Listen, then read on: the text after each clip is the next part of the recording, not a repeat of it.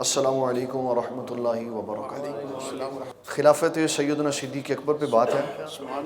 دو اہم مسئلے آج ہم نے ڈسکس کرنے ہیں، باقی جو آپ سوالات کریں گے تو انشاءاللہ وہ بھی دیکھ لیں گے۔ سیدنا ابو بکر صدیق رضی اللہ تعالیٰ عنہ اور سیدنا عمر بن خطاب رضی اللہ تعالیٰ، یہ اسلام کی وہ دو عظیم ہستیاں ہیں جن پہ آج لوگوں نے زبان دراز کی ہوئی ہے۔ یہ بچہ ہے، کتنے سال کے ہو؟ یہ 12 سال کا ہے۔ یہ کتنے سال کا ہے؟ آپ کتنے سال کے؟ 47 سال کے۔ ایک بندہ نبی صلی اللہ تعالیٰ علیہ وسلم کے ساتھ 30 سال رہا۔ کتنے سال؟ 30 سال۔ ایک حضور صلی اللہ علیہ وسلم کے ساتھ 60 سال رہا۔ تو بتاؤ، جس نے 60 سال جان ساری کی وہ زیادہ شان والا ہے یا جس نے 30 سال جتنا نہیں؟ پھر محبت، پھر عشق، پھر جنون، پھر فنیت، پھر صحابیت، پھر رشتہ داری، پھر مال جان اولاد مال سب رسول اللہ پہ نثار۔ یہ ہیں حضرت سیدنا ابو بکر صدیق رضی اللہ عنہ۔ 60 سال حضور پاک صلی اللہ علیہ وسلم کے ساتھ نبھایا۔ تو اڈا بابا جی دینا کتنا ساتھ ہے؟ پوری زندگی نا۔ اسی اگر تہن بھول جائیے تو مٹی پھر ساڑے تے پے گی نا۔ جڑے اپنے باپ دے رشتہ داروں نہیں بھولے، باپ دے عزیزاں نہیں بھولے، اور رسول اللہ دے عزیزاں کیوں بھول سکتے؟ جنہوں نے اسلام کی بنیادوں میں اپنا خون ڈالا ہو۔ مسجد نبوی صلی اللہ تعالیٰ علیہ وسلم، جس کو رسول اللہ صلی اللہ علیہ وسلم نے فرمایا مسجدی حاضہ، یہ میری مسجد ہے، جو ایک نماز پڑھے 50,000 نمازوں کا ثواب، اس کی زمین سیدنا صدیق اکبر نے خرید کے دی۔ جتنا کائنات کے سب لوگوں کو علیحدہ علیحدہ ثواب مل رہا ہے، سارا ثواب اللہ تعالیٰ حضرت ابو بکر صدیق کے نامہ اعمال میں شامل فرما۔ کوئی ان کی نیکیوں کا مقابلہ کر سکتا؟ کتنی اللہ نے ان کو عظمت دی۔ نبی صلی اللہ علیہ وسلم آپ کی وفات ہو گئی، بات ہم نے یہاں سے شروع کرنی۔ آپ کی وفات شریف ہو گئی، اب حضرت ابو بکر صدیق منصب خلافت پہ آ گئے۔ اس سے پہلے تو کوئی نہیں بات کرتا کہ حالات اس سے پہلے خراب نہیں ہوئے، بعد میں ہوئے، لوگوں کا خیال ہے، لیکن بعد میں بھی حالات خراب نہیں ہوئے، صرف باتوں میں ہوئے۔ باتوں میں کتنی باتوں میں؟ جب میں نے یہ پہلی دفعہ یہ موضوع بیان کیا نا تو 35,000 لوگوں نے گالیاں دی۔ کتنے لوگوں نے؟ اور لاکھوں لوگوں نے اس کو سنا کہ یہ موضوع اتنا سینسیٹیو اور مختلف نظریات سے بھرا ہو۔ اس کو ڈسکس اس لیے کر رہا ہوں کہ اب ہمارے حضرت صاحب جیسے لوگ پوچھتے ہیں بھی اے مسئلہ کیے گا، یہ مسئلہ نئی لوگوں کو بتائیں گے تو جو بتائیں گے وہ اپنی طرف مائل کر کے لے جائیں گے، اس لیے ان چیزوں کو ڈسکس کرنا پڑ رہا۔ ایک مسئلہ اٹھا حضرت ابو بکر صدیق رضی اللہ تعالیٰ عنہ کے زمانے میں، باغ فدق کا، باغ فدق کا ایک مسئلہ اٹھا حضرت سیدنا عمر بن خطاب کا حضرت ابو بکر صدیق کے زمانے میں۔ یہ دو ہی باتیں آج ہم کریں گے اور اس کی پوری میں آپ کو بیک گراؤنڈ سے۔ حضور صلی اللہ علیہ وسلم کے زارہ زمانہ حیات میں ایک مسئلہ اٹھا آخری دنوں میں کہ آپ صلی اللہ علیہ وسلم نے صحابہ سے فرمایا کہ مجھے کوئی کاغذ اور قلم لا کے دو، میں تمہیں کچھ لکھ دوں کہ میرے بعد تم اختلاف نہیں دیکھو گے۔ تو سیدنا عمر بن خطاب پہلے وہ بندے تھے جنہوں نے کہا رسول اللہ صلی اللہ علیہ وسلم کو کاغذ اور قلم نہیں دینا، کاغذ اور قلم نہیں دینا۔ پوچھا کیوں؟ کہا اسلام پورا ہو چکا ہوا ہے، قرآن مکمل ہو گیا، اس وقت رسول اللہ صلی اللہ علیہ وسلم کو قلم دینا آپ صلی اللہ علیہ وسلم کو مزید تکلیف میں مبتلا کرنا۔ آپ علیل ہیں، علالت کی شدت ہے، تو چلو کچھ دن گزر جائیں گے، آپ صحت مند ہوں گے تو پھر جو آپ نے ارشاد فرمانا ہوگا۔ اب اس مسئلے کے اوپر صحابہ میں اختلاف ہو گیا۔ ایک کہتے تھے دو رسول اللہ مانگ رہے صلی اللہ علیہ وسلم، دوسرے کہتے تھے نہ دو اس لیے کہ اگر آپ کوئی کام کرنے کے لیے بیٹھیں گے تو آپ کی علالت میں اضافہ ہوگا۔ اس میں ان کی آوازیں بلند ہوئی تو نبی صلی اللہ علیہ وسلم نے سب کو حکم فرمایا یہاں سے چلے جاؤ۔ یہ بات ہے بدھ والے دن کی. کس کی؟ اس کے بعد جمعرات، جمعہ، ہفتہ، اتوار اور پیر کو آپ کا وصال ہوا 5 دن کے بعد. ایک مسئلہ یہ ہم نے ڈسکس کرنا. دوسرا مسئلہ یہ ڈسکس کرنا ہے کہ حضرت ابو بکر صدیق کو خلیفہ کس نے بنایا. ایک مسئلہ ہم نے یہ ڈسکس کرنا ہے کہ جب حضرت سیدہ فاطمہ الزہرا رضی اللہ تعالی عنہا باغ فدق لینے کے لیے سیدنا صدیق اکبر کے پاس آئیں تو آپ نے کیوں نہیں دیا، حق وراثت کیوں نہیں دیا.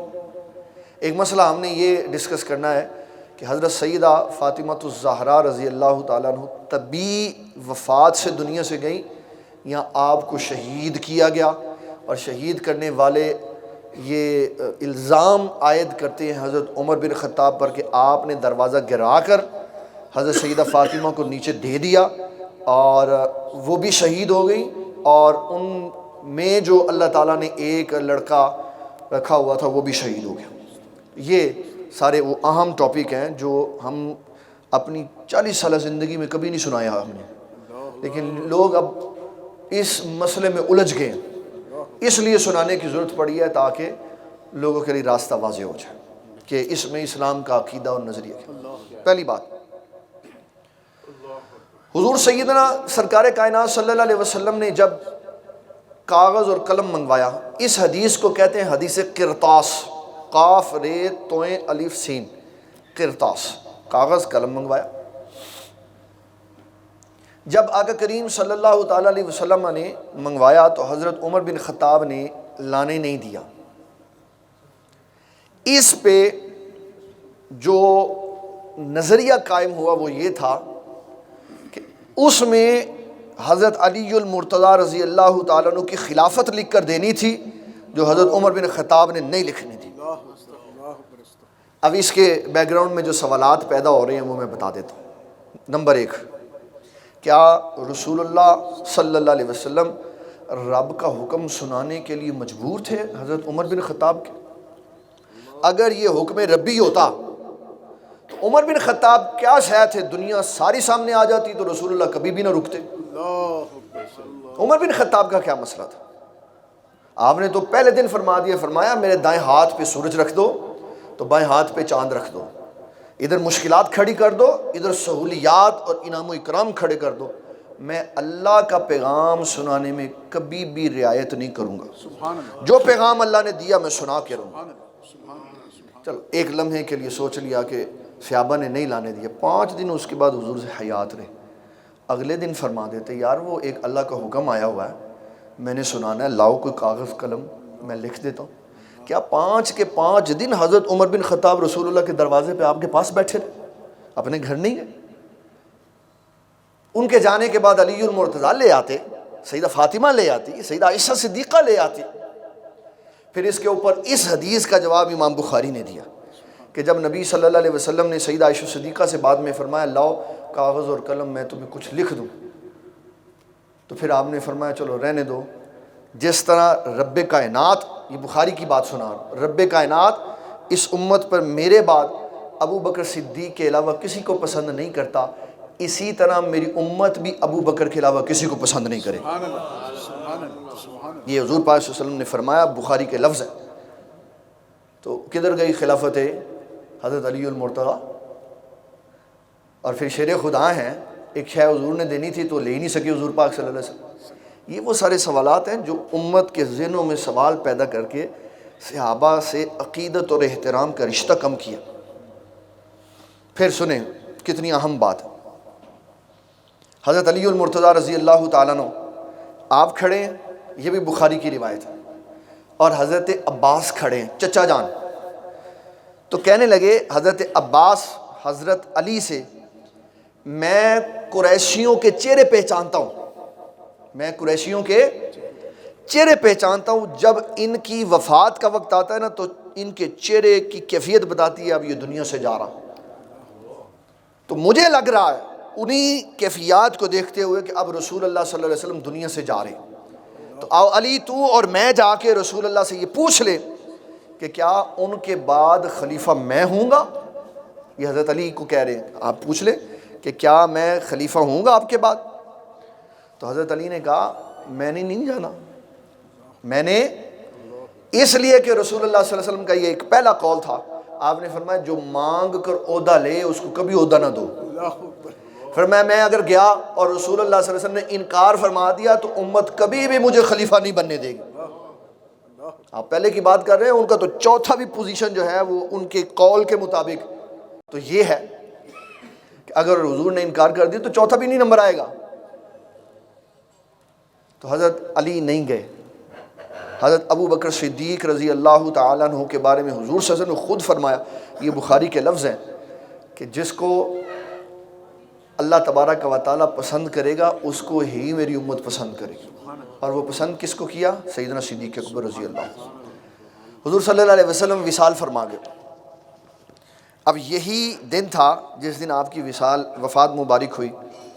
سید عائشہ صدیقہ رضی اللہ تعالیٰ عنہ کے حجرہ مبارک میں ہوئی، آپ کا سر یہاں پہ تھا تو نبی صلی اللہ علیہ وسلم کی روح پرواز فرما گئی۔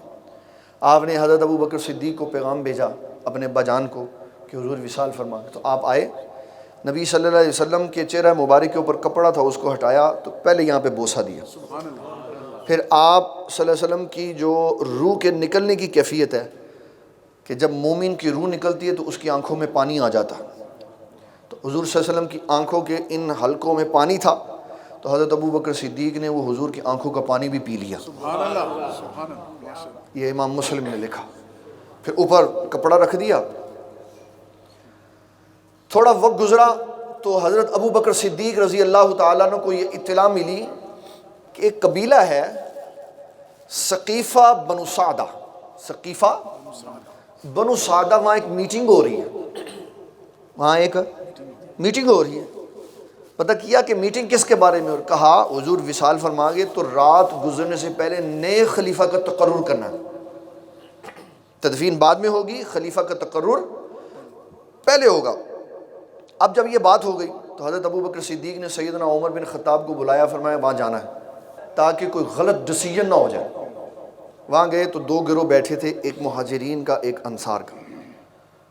آپ نے پہلے ان کی بات سنی کہ یہ کیا رائے کر رہے ہیں، تو انصار مدینہ نے کہا کیونکہ مدینہ میں جگہ ہم نے دی تھی تو خلیفہ ہم میں سے مقرر ہوگا، اور مہاجرین مکہ کہنے لگے کیونکہ اسلام میں پہلے مار ہم نے کھائی ہے تو خلیفہ ہم میں سے ہوگا کیونکہ بنیاد تو ہم ہے۔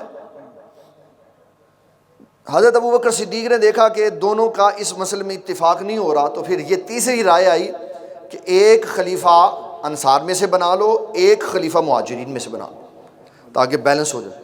تو سیدنا صدیق اکبر رضی اللہ تعالیٰ عنہ نے وہاں فیصلہ کیا، فرمایا میں نے رسول اللہ صلی اللہ علیہ وسلم سے یہ بات سنی تھی، آپ نے فرمایا خلافت ہمیشہ قریش کے پاس رہے گی، اس لیے انصار مدینہ تم خلافت میں نہیں آ سکتے، پیچھے ہو جاؤ، لیکن کیونکہ تم نے مسلمانوں کو آئے ہوئے دنوں میں مکہ سے آنے کے بعد تم نے یہاں رہائش دی، تم نے جگہ دی، کام کرنے کے لیے سارے اسباب مہیا کیے، اسلام تمہیں بھی پیچھے نہیں کرے گا، خلافت قریش کے پاس رہے گی، تم بطور وزراء کام کرو گے۔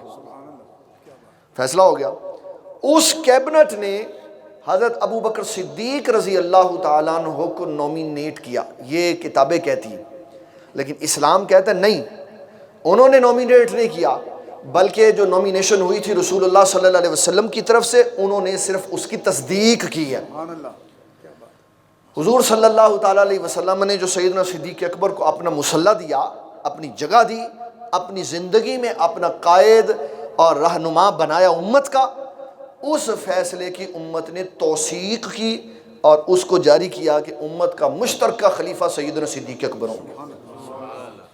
یہ پہلا مسئلہ اجتماعی طور پر طے ہوا اسی دن جس دن نبی صلی اللہ علیہ وسلم کی وفات ہوئی۔ ایک بات یہ ہو گئی۔ دوسرا مسئلہ آیا، حضرت سیدہ فاطمہ الزہرا رضی اللہ تعالی عنہ، آپ حضرت ابو بکر صدیق رضی اللہ تعالیٰ عنہ کے خلیفہ بننے کے بعد آپ گئیں حضرت ابو بکر صدیق کے پاس اور کہنے لگیں فدق ہمارا باغ ہے، آپ وہ باغ ہمیں دے دیں۔ فدق پتہ کتنا؟ فدق باغ ہے 682 کلومیٹر لمبا، 682۔ ادھر مدینہ کی حدود ختم ہوتی ہے تو فدق شروع ہوتا، ادھر تبوک تک فدق ہی فدق لگا جاتا۔ اتنا بڑا باغ ہے یہ جو نبی صلی اللہ علیہ وسلم کی ملکیت میں مال فے کے طور پہ آیا تھا۔ اب پہلے یہ سمجھیں کہ مال فے کیا ہوتا ہے۔ گورنمنٹ نے پراپرٹیز بنائی ہوئی ہیں کہ جو منسٹری کا وزیر ہوگا وہ یہاں بیٹھے گا، جو انٹیریئر منسٹر ہوگا وہ یہاں بیٹھے گا، یہ مکان اس کا ہے، یہ مکان اس کا ہے، بنگلہ نمبر 122 فلانے کا ہے، یہ فلاں جگہ۔ تو اب جب اس کا عہدہ ختم ہو گیا تو وہ بنگلہ ساتھ لے جاتا، وہ سرکاری ہے۔ تو مال فے یہ پراپرٹی سرکاری ہے۔ جب تک نبی صلی اللہ علیہ وسلم حیات تھے آپ کے پاس رہی، آپ سربراہ رہے، اس کے بعد جو خلیفہ آیا یہ اس کی سپرویژن میں چلا گیا۔ سیدہ فاطمہ الزہرا نے کلیم کیا، اس کے لیے حضرت سیدنا ابو بکر صدیق رضی اللہ تعالیٰ عنہ کی بارگاہ میں آئیں اور کہا کہ وہ ہمارے ابا جان حضور صلی اللہ علیہ وسلم کا باغ ہے، وہ آپ ہمیں عنایت فرما دیں۔ تو آپ نے سمپل یہ بات کی کہ نبی صلی اللہ علیہ وسلم نے فرمایا انبیاء کی وراثت وہ ان کی اولاد میں تقسیم نہیں ہوتی، وہ ساری امت کا مال ہوتا، نہیں آپ نے دیا۔ تو سیدہ وہاں سے گئیں اور بخاری نے لکھا کہ سیدہ ناراض تھی۔ سیدہ اس میں یہ تو نہیں لکھا ہوا کہ ابو بکر صدیق سے ناراض تھی، ابو بکر صدیق کی ناراضگی خود ہی جوڑنے والوں نے کہ ابو بکر صدیق سے ناراض ہے۔ حالانکہ محدثین کہتے ہیں وہ اس وجہ سے پریشان تھی کہ اتنی سی بات بھی میرے علم میں نہیں تھی کہ انبیاء کی وراثت ان کی اولاد کی نہیں ہوتی، اگر مجھے پتہ ہوتا تو مجھے جانے کی کیا ضرورت تھی۔ اس کو جوڑ کے ادھر لگا دیا کہ وہ ابو بکر صدیق سے، وہاں تو نہ ہی نہیں لکھا ہوا حضرت ابو بکر صدیق کا کہ وہ حضرت ابو بکر صدیق سے ناراض تھے۔ وہ پریشان تھی، انہوں نے بات چیت نہیں کی حضرت ابو بکر صدیق سے جب تک زندہ رہی۔ تو اس کو کہا حضرت ابو بکر صدیق سے ناراض تھی، بائیک آؤٹ کر دیا۔ نہیں، حضرت ابو بکر صدیق تو پراپر ان کی عیادت کے لیے جاتے تھے۔ حضرت ابو بکر صدیق کی چوتھی بیوی اسماء بنت امیس 24 آور کی ان کی نرس تھی، سیدہ فاطمہ کی، صدیق اکبر کی بیٹی، خلیفہ وقت کی بیوی حضرت اسماء بنت امیس رضی اللہ تعالیٰ عنہ 24 آور حضرت فاطمہ کے پاس گزارتی تھی ان کی علالت کے دنوں میں، تاکہ سیدہ کی خدمت ہو سکے۔ حدیث میں لکھا ہوا ہے۔ اور کہا نہیں جی وہ ناراض تھی، انہوں نے بات نہیں، ہاں انہوں نے سیدہ صدیق اکبر سے مال وراثت پہ دوبارہ بات نہیں کی، مال وراثت پہ دوبارہ بات نہیں کی۔ بات کلیئر ہو گئی کہ انبیاء کی وراثت ان کی اولاد کی نہیں ہوتی بلکہ پوری امت کا مال ہوتا۔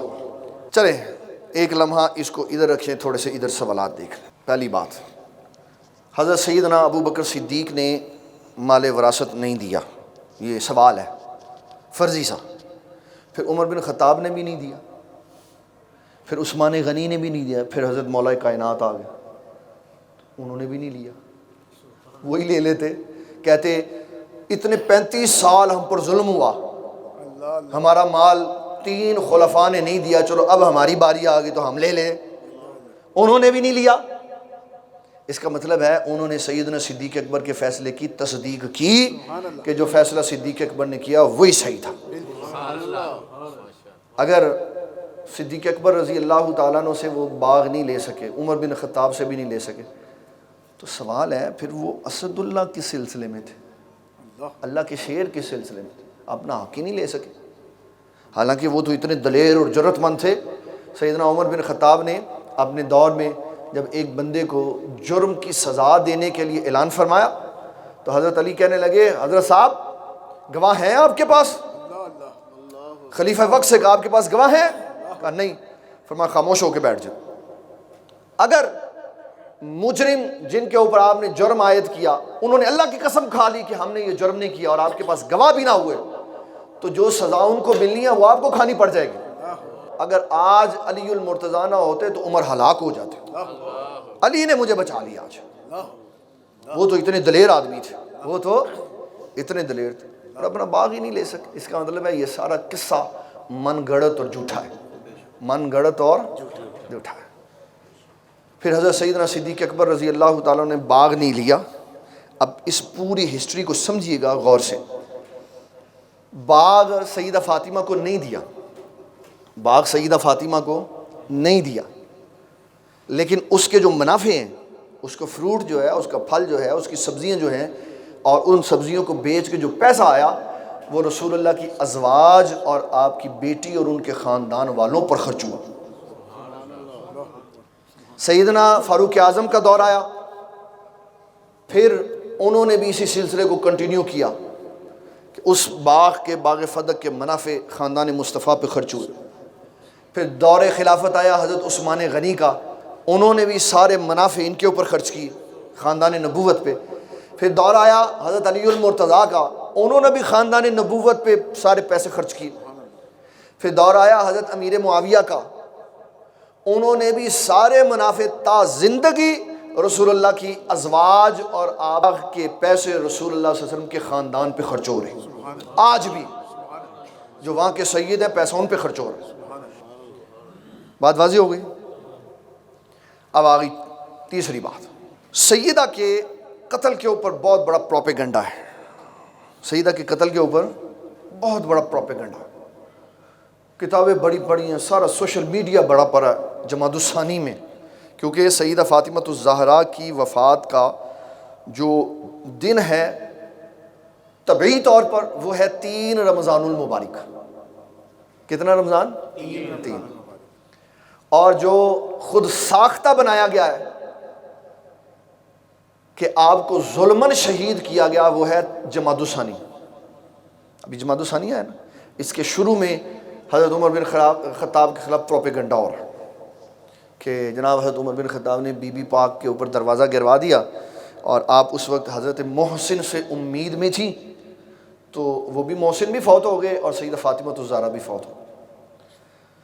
مستدرک للحاکم کی بات ہے، یہ حدیث ہے، اور میں نے رات بھی یہ بات سنائی تھی، میں آپ کو سنا دیتا ہوں۔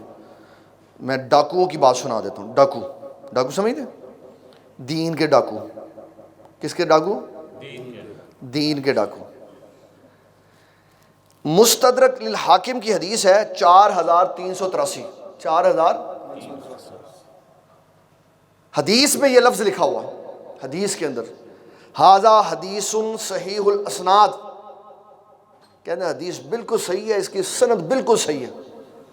اسلام 360 والے نے بدماشی کی، اس نے لکھا سٹیٹس حدیث ضعیف۔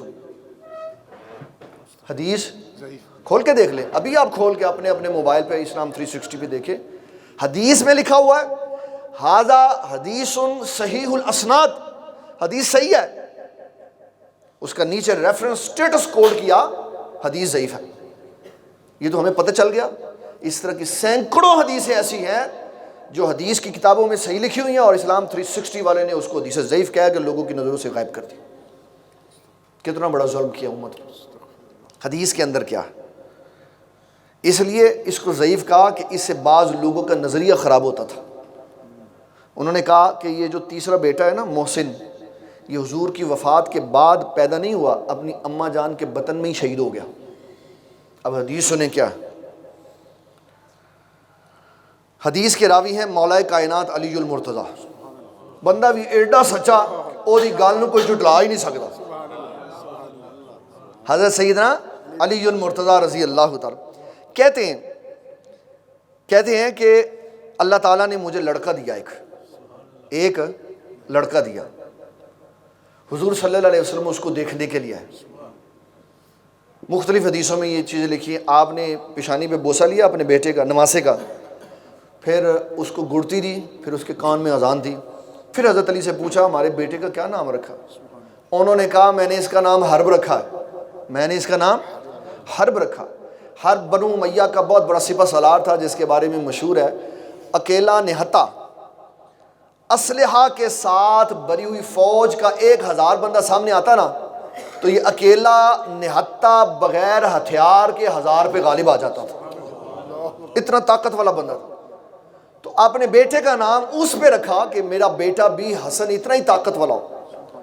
لیکن اللہ تعالیٰ تو کچھ اور پروگرام بنا کے بیٹھا ہوا تھا، اس نے وہ بیٹا دیا جس کو اللہ نے دنیا کی بھی بادشاہت دے دی، آخرت کی بادشاہت بھی دے دی، حرب رکھا۔ تو رسول اللہ صلی اللہ علیہ وسلم نے فرمایا نہیں، ہم نے اس کا نام حسن رکھا۔ حضرت علی فرماتے ہیں پھر اللہ نے ایک اور لڑکا دیا، پھر حضور تشریف لائے صلی اللہ علیہ وسلم، آپ نے پھر پوچھا ہمارے بیٹے کا کیا نام رکھا؟ تو وہی پرانی حرب کی محبت، کہا میں نے اس کا نام حرب رکھا. تو حضور صلی اللہ علیہ وسلم نے فرمایا میں نے اس کا نام حسین رکھا ہے. پھر ایک اور تیسرا لڑکا پیدا ہوا، آپ نے فرمایا ہمارے اس بیٹے کا کیا نام رکھا؟ کہا جی اس کا نام میں نے حرب رکھا. کہا میں نے اس کا نام محسن رکھا ہے. اس حدیث کو ضعیف کرنے کا سٹیٹس یہ تھا کہ اس کو ضعیف کر دیں تاکہ محسن یہاں رسول اللہ کی زندگی میں نہ پیدا ہو، اس کو تو ہم نے شہید کرنا ہے اپنی اماں جان کے بطن میں. اس لیے اچھی بلی حدیث کو، جس کو محدث کہہ رہا، امام حاکم نیشاپوری کہہ رہے ہیں کہ جناب یہ حدیث سند کے اعتبار سے صحیح ہے، لیکن نظریاتی طور پر انہوں نے کہا نہیں ضعیف ہے، کیونکہ ہمارا عقیدہ خراب ہو رہا. یہ رسول اللہ کی زندگی میں پیدا ہوئے، حضور کی زندگی میں وصال کر گئے. بات سمجھائی؟ کتنا بڑا جھوٹ بولا.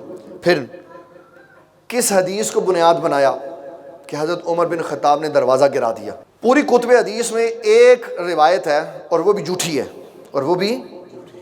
ہے، اس لیے کہ جب راوی جھوٹا ہو تو روایت جھوٹی ہوتی ہے.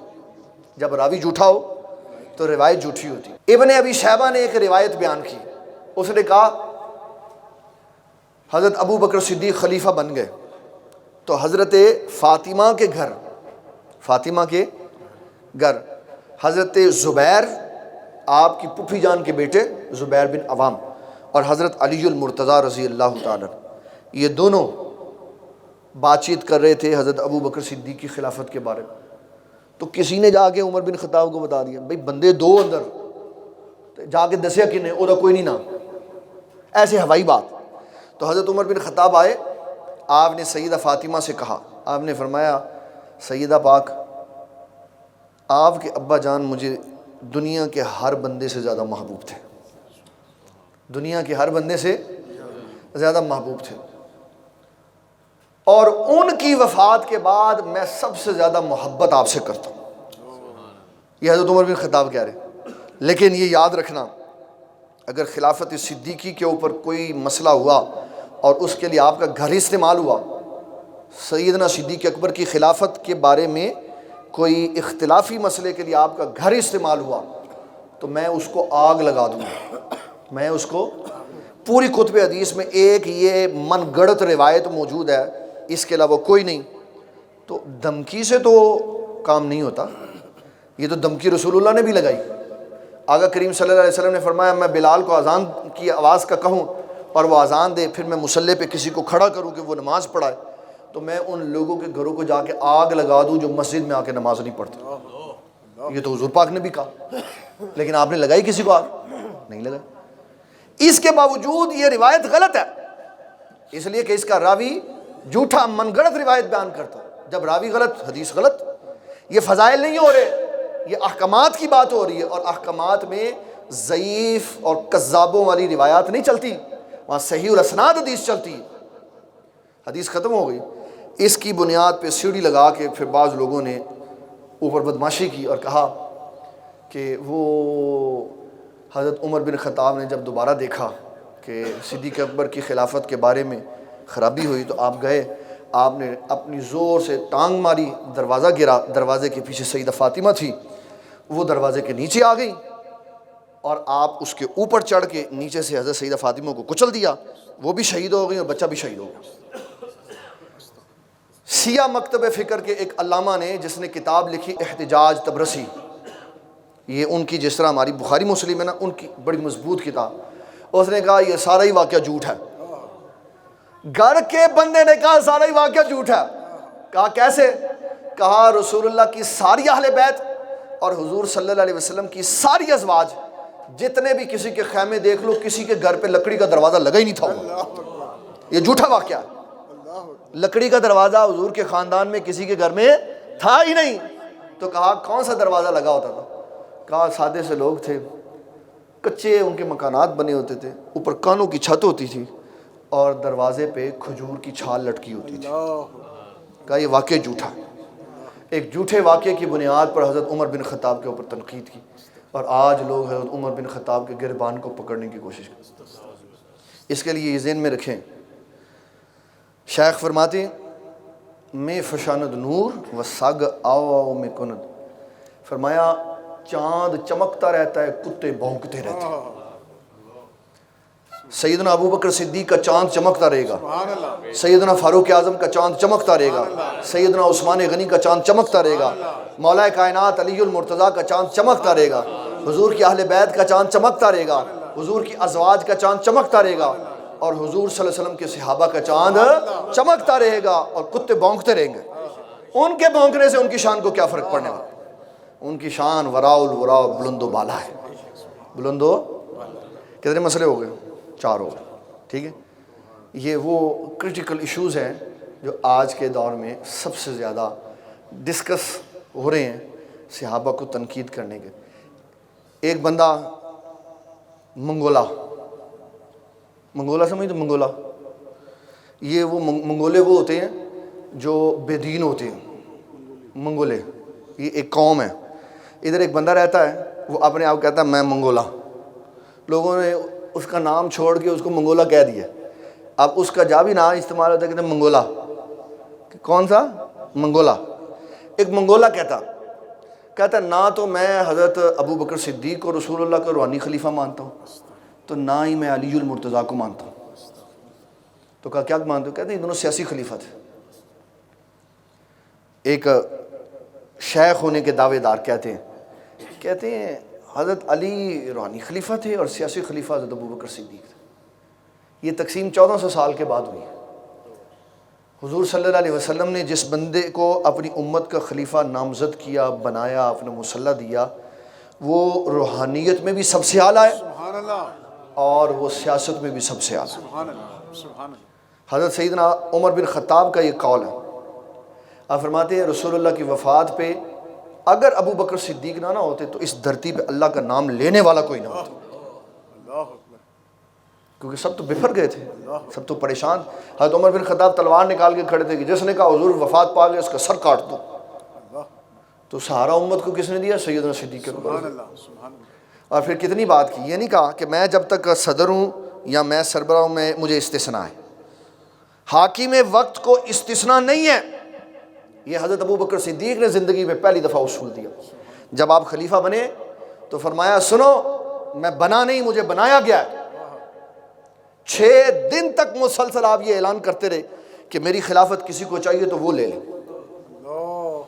میری خلافت کسی کو چاہیے تو، مجھے نہیں شوق خلافت کا، میں خلیفہ نہیں بنا، مجھے بنایا گیا۔ فرمایا سنو لوگو، اگر میں انصاف سے چلوں، اللہ تعالیٰ اور اس کے رسول کی تابعداری کروں تو پھر میری تابعداری کرنا، اور اگر نہ کروں تو مجھے چھوڑ دینا۔ تو پھر مستثنیٰ کس چیز کے ہوئے؟ اور سنیں کتنی بڑی یہ ہوتی ہے شخصیت فیصلہ کرنے والے۔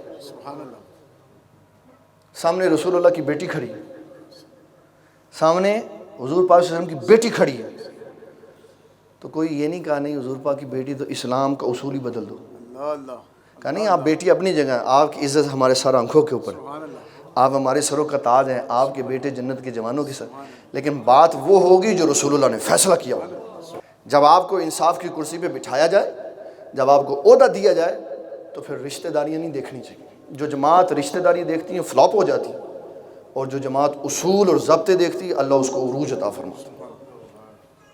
حضرت عمر بن خطاب سے کسی نے پوچھا جناب یہ بتائیں عمر بن عبدالعزیز آپ کے بعد خلیفہ ہوں گے، سگا بیٹا تھا، فرمایا کیا کرتے ہو؟ جس کو بیوی کو طلاق دینے کا طریقہ نہیں آتا اتنی بڑی امت دے دوں اس کو؟ تو یہاں جو جس طرح کا ہو کہنا جی اینو ہی دینا سارا کچھ۔ اسلام کا یہ کلچر نہیں، اسلام کا کلچر ہے جو معیاری ہے اس کو چیز دو، جو لیڈ کر سکتا ہے اس کو دو، جو لیڈ کر سکتا ہے اس کو دو۔ ایسے نہیں جو عہدے نہ سنبھال سکتا ہو یا جو فیصلے نہ صحیح کر سکتا ہو اس کو عہدے پہ نہیں بیٹھنا چاہیے، اس کو وڈرا کر دینا چاہیے۔ جناب میں اس قابل نہیں ہوں کہ میں فیصلہ صحیح کروں، میں نقصان اپنا بھی کروں گا دوسرا بھی، کیونکہ عہدے والا امین ہوتا ہے، عہدے والا امین ہوتا ہے۔ اس کے اوپر میں آپ کو ایک واقعہ سنانا چاہتا ہوں، بڑا تاریخی ہے، عہدوں پہ بیٹھے ہوئے لوگوں نے کس طرح فیصلے کیے۔ چیچنیا ایک ملک ہے، چیچنیا، وہاں ایک امام گزرے ہیں، امام شامل رحمۃ اللہ تعالی، امام، یہ بس آخری بات پھر اس کے بعد بات، امام شامل رحمۃ اللہ تعالی حنفی ہیں حنفی ہیں لیکن بڑے اصول کی پختہ. انہوں نے ایک چور پکڑا, اس کو جیل میں ڈال دیا.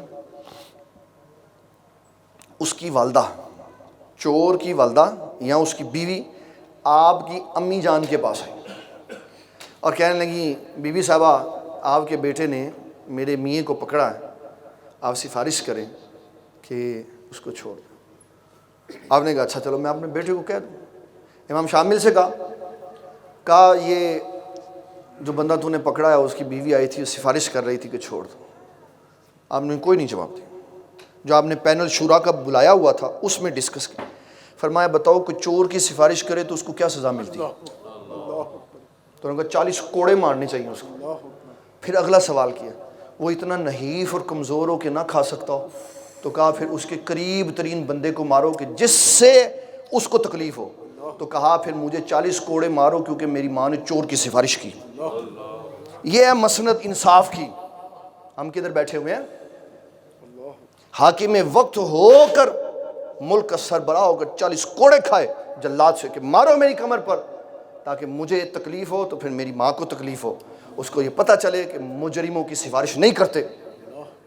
جہاں اصول اور ضابطے سے نظام چلتا ہے نا وہاں رشتہ داری نہیں دیکھی جاتی.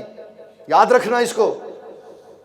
میرے ابا جی حضور رحمۃ اللہ کبھی رشتہ داری کا لحاظ نہیں کیا, کبھی انہوں نے ہمارا لحاظ نہیں کیا, اس لیے کہ وہ کہتے تھے میں نے اللہ کو اپنا جواب خود دینا, میں نے اللہ کو اپنا جواب خود دینا. رشتہ داریوں کی لحاظ بالکل اصول اور ضابطے کے معاملے میں بالکل نہیں ہونا چاہیے. جو کرتے نقصان اٹھاتے, شرازے بکھر جاتے ہیں بڑے بڑے سیٹ اپ کے. لہذا جس کے پاس جو عہدہ ہے وہ یہ یاد رکھے, اسلام کہتا ہے عہدے میں اصول چلتا ہے. جب عہدے میں رشتہ داری داخل ہو تو اصول ختم ہو جائے, معاملات خراب ہو جائے. اللہ تعالیٰ ہمیں دین اسلام کا فہم